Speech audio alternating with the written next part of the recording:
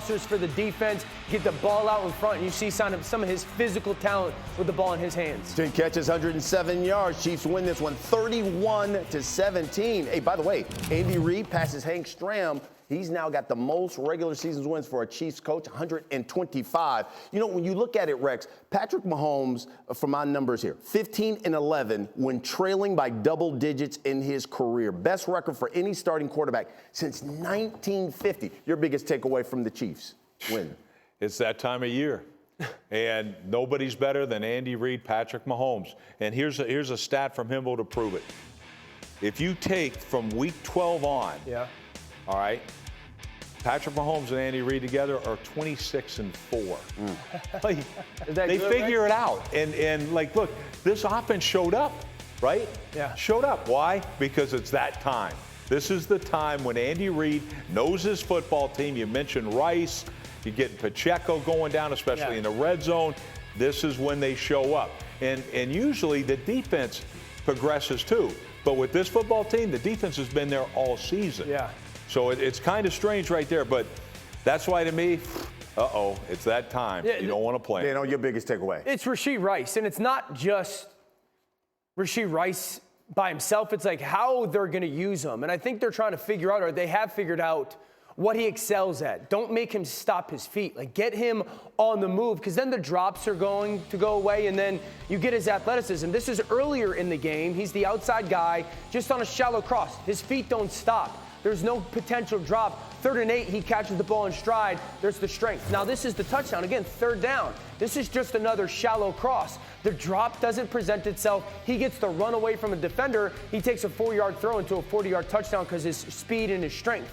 But then also, like, the way that they can use him to replace Kelsey. They flip Kelsey and him here. He's the inside guy. Kelsey's the outside guy. Usually, Kelsey's the inside guy because you want to help with the blocking. Rashee's big enough to do that. Now, Kelsey can become the primary pass catcher, and this is something where if Rashee's able to do some of that chip stuff because he's big enough, kind of like Juju did last year, Kelsey can become a little bit more of an integral part of the game. So it's, and again, in Germany, they were saying we got to figure out the roles for our guys, and I think you saw Rashee Rice, if you make him stop his feet in his routes, then the drops are going to be an issue. But if you can just get him on the move, the drops go away, and then his physical talent presents itself. That's a big part for them. So, my brother, when we looked at the Chiefs last week, all we were talking about were drops, number one. And then what can they do offensively when they don't have Kelsey because no one else can step up? What did you take? They still dropped it yesterday. He had a drop. He had one that was a tough catch, and then he dropped it. But I think the point that Dan makes about not stopping his feet, he wants to get running so badly, right? He wants to use the yards after the catch that he's sometimes moving before he catches the football. But what I liked was Matt Nagy and Andy Reid finally started to call plays like Patrick Mahomes wasn't the best player in the world. They started to be creative. They started to get the football in their playmakers' hands. I've been asking the entire season, where's the screen game to Isaiah Pacheco? Listen, you got a dude that runs like he's broke. Then feed him. Give him an opportunity to get the ball in space. There was the pass to Travis Kelce, and then you feed him on a flea flicker reverse. Why? Because you're trying to give him opportunities to get down the field when he's not able to create them himself right now. And I love the fact that they took accountability, right? They were self-aware. They self-scouted, and they said, how are we helping our quarterback and our skill players? And then they put things in place to do that, and that's why you come back from 2 touchdowns down against the Las Vegas Raiders. You know, it's crazy. Hembo sent me this stat. When it comes to yards after the catch per reception, Rashee Rice is number 1 in the NFL. Wow. He's averaging 8 yards after the catch. When he does catch it, that's above like Deebo Samuel and all that. So to RC's point, it's like trying to find where these guys excel at. I think your point of him wanting to get the ball wants to get going is such a pivotal point, because as long as you can make it easy for him, and that's where Nagy and Andy Reid come in, it makes it easy for them. And I love Pacheco. I mean, this guy's like a $150, but he runs like he's Earl Campbell. Run mad. I'm telling you, he run like he broke. Like the man right now, he's stomping the ground out. To Deontay Johnson, and Deontay. It's a touch. Got him. No. Come on. Honestly, though, this is a great play by DJ Turner. Way to finish through the end zone. You have to control the catch through the ground. Well, check this out here, guys. Next play. It's 3rd and 2 here for the Steelers. Jaylen Warren fumbles the football, Turner, who we just talked about, recovers the ball for the Bengals. But what is Deontay Johnson doing, you say? First off, you see the effort on the block, though? Like terrible. He has hands on DJ Turner. Oh, no, he doesn't. Watch Deontay Johnson here that's coming up right here. He's not even looking. And look, go make a play. Go after the guy. No, sometimes you don't see it, I guess. Oh, I guess not. That's what he said. Jake Browning got the start for Joe Burrow, and his pass picked off by Trenton Thompson. Listen, this is a late zone to the flat. He playing the hooks through the curl, gets the pick. You saw how upset Jake Browning was after this throw. Oh, them Steelers capitalized. Najee Harris runs it in. Harris at 99 yards and that touchdown. Get swole, Darnell Washington! To the fourth quarter. Bengals down 13-7. You know what? It's TJ Watt time. Well, you don't need to block him. Doesn't he do this every single game? You give him an opportunity to close, and that's exactly what he does. And the Steelers win ugly again, 16-10. Here's Mike T after the game. I'm not trying to paint with a broad brush and act like Eureka. You know, we did what we needed to do to win today, and we'll keep pushing. All right, so for the Steelers now, look, it's their third win in their last 4 games, especially after they started, 4-3. They snapped that 10-game streak where they've been outgained by every opponent. From an offensive standpoint, did you see anything different? No. Anything. Anything different? No. I mean, other than Pat Freiermuth, and like they did throw the ball down the middle of the field a little bit, and the connection with the tight ends, that certainly showed up, but the lack of details was still prominent. The predictability was still prominent. All right, couple things. First of all, this is a little flow pass. You want to take the ball to the flat, to the corner, and then we have a mesh backside. In the mesh, some person is on the top, some person is on the bottom. Do these guys look like they know who's on top and on the bottom? No. So now the quarterback on 1st and 10, we're just trying to get 5 yards. It's not There's bunk an beds, inconvenience. Okay, now we're saying another miscommunication between the quarterback and wide receiver. Quarterback throws one route, wide receiver throws another route. That's been the story of this season. How many times does this have to continue to be itself in Pittsburgh? Poor decisions. Okay, we go for a play action pass. The guy over the middle of the ball is wide open. That's in your vision as a quarterback. We kick it to the flat for a -5-yard gain. So instead of a first down, it's 3rd and 10.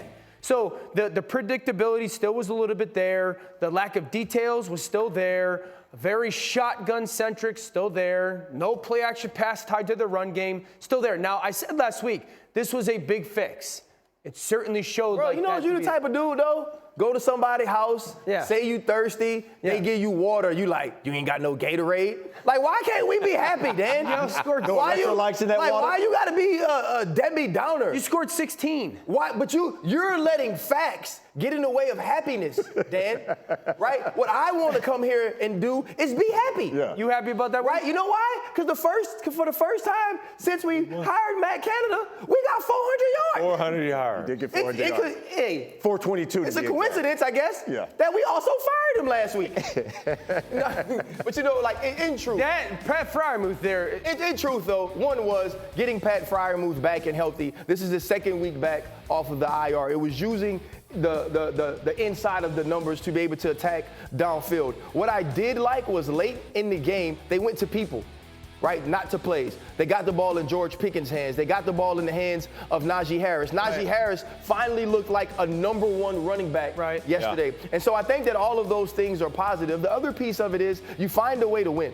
And so now it's about developing some consistency, finding a way to get on some of the P's and Q's that allow you to be detailed in what you do offensively. And we have to remember, this is still Matt Canada's offense. Yes. This is still Matt Canada's implementation from the last 2 years. So it's going to take time for Faulkner and Sullivan to put their imprint on it. There was at least a level of confidence that seemed like addition by subtraction. It almost seemed like this team said, let me show you what we can do if we aren't coached by him.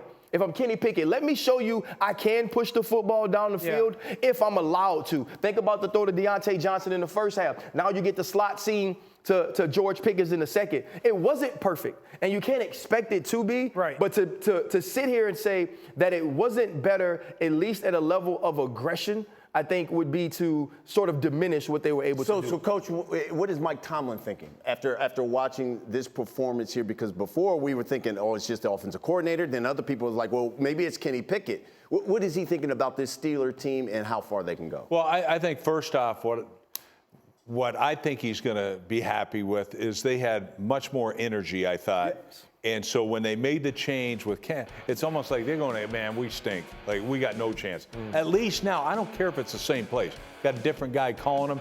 They seem to be a little more energized with the exception of one player. And the reason he won is because he dropped the dang sure touchdown pass and he got ticked off. He played himself in fantasy football. But anyway, that's what I think. And to me, it's like, but Mike Tomlin's got to be fired up. And the number, and I know it's just a number now, but you're over 400 yards for the first time, and I don't know when. Sure. Okay, so that's a positive thing. The defense has been beasting all season. So, look, they had a great chance to make the playoffs and things like that, and hopefully they can get a little bit better each week. They got to get better with their details on offense. Their defense is very detail-oriented. Their offense is not right now. One football game, DTR is injured with the concussion. Give him an opportunity to do what he does without putting your team at a deficit. And all of a sudden, the Broncos get the football back. And you know what? How about Russ? I mean, I got time. Using his legs, gets out of the pocket, and then found Adam Trotman. How about the catch, though? Review. How about the catch? The Broncos win their 5th straight, 29-12. Wilson, by the way, 13-22, 134, and a tutty. And after starting the season 1-5, Broncos have now won 5 straight. They're the 5th team in the Super Bowl era, which basically dates back to 1966, to win 5 straight immediately after starting the season 1-5. So, I mean, when you look at this, in your opinion, Dan, what specifically you think keyed Denver's turnaround here now? Well, I think specifically to this run, and yesterday, Russell's been unbelievable on third down, kind of creating something out of nothing, using his legs to keep plays alive. Their defense has been awesome. The run game has been unique, but it's 3rd and 8. This is awesome of him hanging in the pocket and finding Cortland Sutton on the big cross. After a fumbled snap. Absolutely. Yeah. And then here's another one. Hang, go create. Look at his eyes, stay downfield.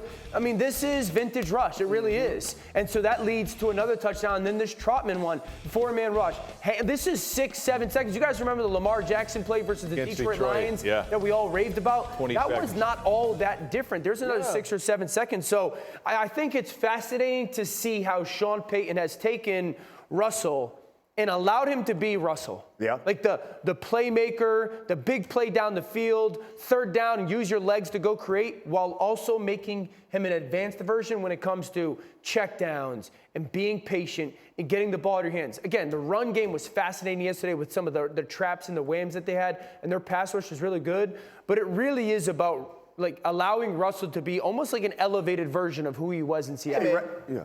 Tell me this. Yep. You know this. Come on. Why does our community and culture love Russell Wilson? Because they think that he's a great husband to Sierra, right? Yeah. You know what great husbands are? They coachable as hell. Because we are stupid, right? But we sit at home and our wife says, you know what? Maybe if you did this, we would get along better. Right. Oh, you don't like me complaining? Well, if you did this, I wouldn't complain. And so a good husband goes, you know what? I don't really want to do this. I'm never going to want to wash the dishes, but I hear you and I can get it done. You know what happened with the marriage between Sean Payton and Russell Wilson?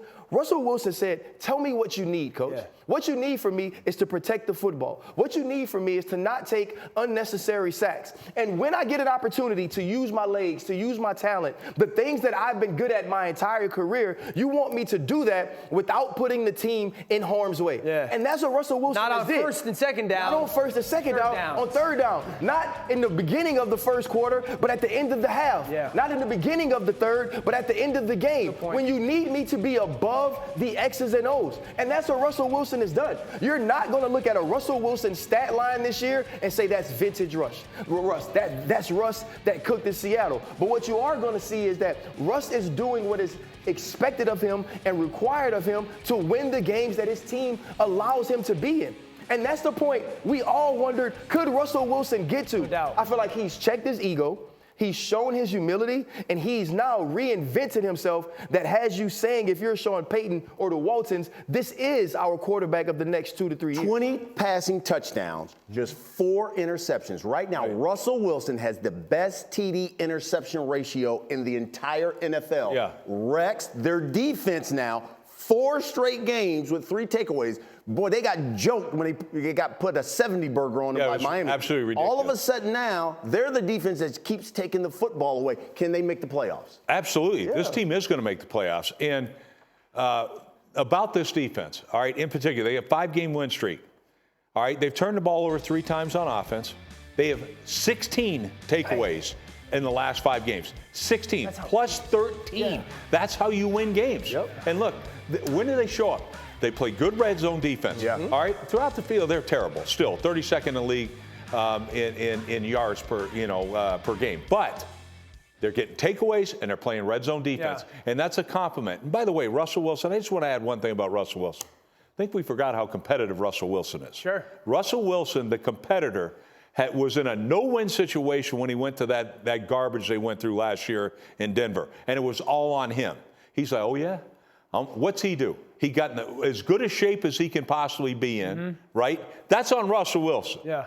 All right, now I got a real NFL quarterback, one of the best play callers in the history of the game. That's my guy. That's how he's playing.